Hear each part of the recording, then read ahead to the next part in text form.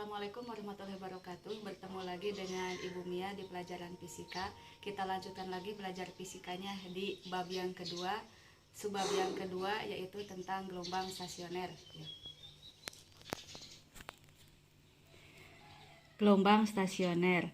Definisinya, gelombang stasioner adalah perpaduan dua gelombang yang mempunyai frekuensi cepat rambat dan amplitudo yang sama besar, namun merambat dalam arah yang berlawanan. Nah, gelombang stasioner ini contohnya gelombang pada tali yang diikat pada salah satu ujungnya, kemudian diayunkan. Besar amplitudo gelombang stasioner akan berubah-ubah di antara nilai maksimum dan nilai minimumnya. Titik yang amplitudonya maksimum disebut perut. Titik yang amplitudonya minimal disebut simpul. Gelombang stasioner dibagi menjadi dua, yaitu yang pertama dulu gelombang stasioner ujung tetap. Gelombang stasioner pada ujung tetap atau terikat terbentuk dari gelombang datang dan gelombang pantul. Contohnya, tali yang ujungnya digetarkan dan ujung lainnya diikat. Analoginya seperti ini. Misalnya ini Ibu gambarkan dalam grafik kartesius. Misalnya ini gelombang datang yang warnanya merah. Dari sini ya, ini gelombang ke sini, ke sini, ke sini. Ini karena ujungnya diikat sampai sini.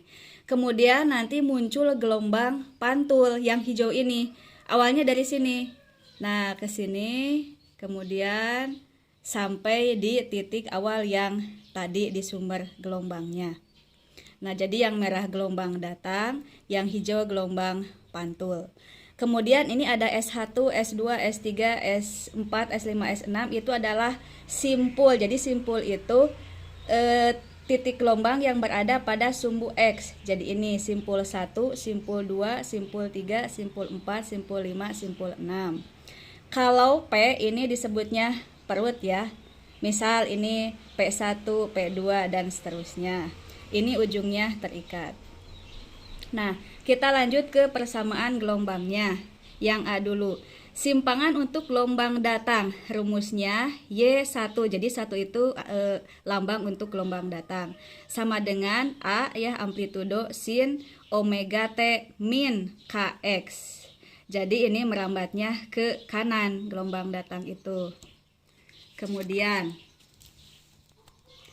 yang B, simpangan gelombang pantul Y2 sama dengan A kali sin omega T plus Kx. Jadi kalau gelombang pantul merambatnya ke kiri, maka ini kan negatif kali negatif Kx, maka menjadi positif Kx. Kemudian yang C, amplitudo gabungan dua gelombang, gelombang datang dan gelombang pantul, maka amplitudonya menjadi A sama dengan 2 kali amplitudo yang awal tadi sin Kx. Atau kalau K-nya dijabarkan, A sama dengan 2A, amplitudo gabungan sama dengan 2A kali sin K-nya jadi 2pi per lambda dikali X. Kemudian yang D, letak simpul gelombang. X sama dengan N-1, nanti hanya Ibu jelaskan apa, kali setengah lambda. Sedangkan untuk kedudukan perut gelombang, X sama dengan 2N-1 dikali 1/4 lambda. Nah, bagaimana persamaan gabungan gelombang datang dan gelombang pantul? Maka Y total atau YS, gabungannya sama dengan Y1 ditambah Y2. Sama dengan, ini jadi 2A amplitudo sin Kx cos omega T.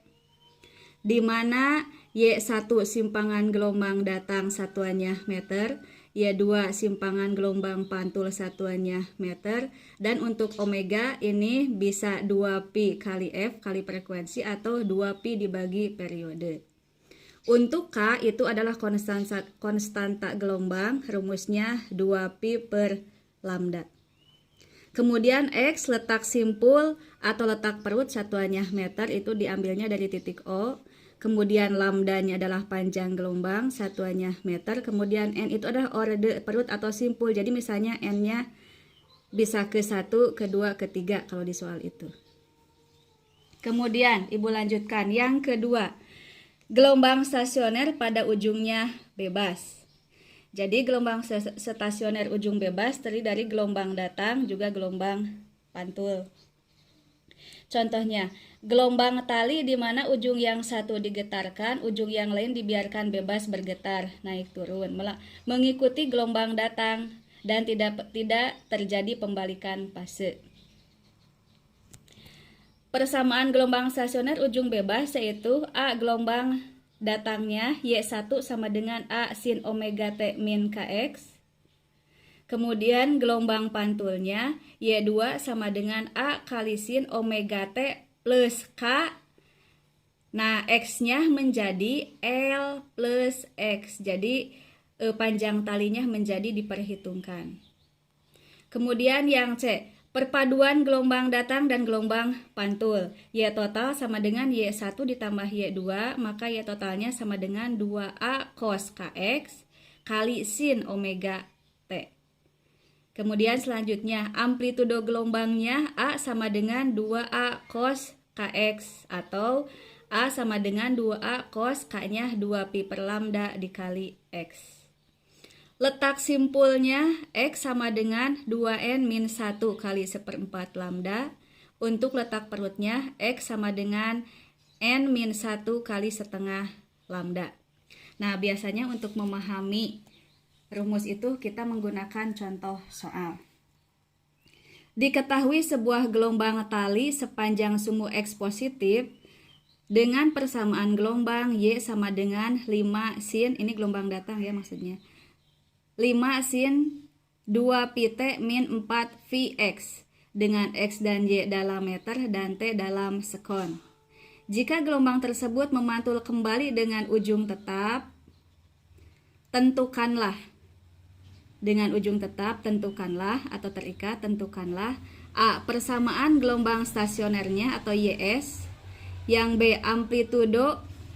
Amplitudonya bila X-nya atau dengan X-nya 1 meter. Kemudian C. Cepat rambat gelombangnya. Jawab.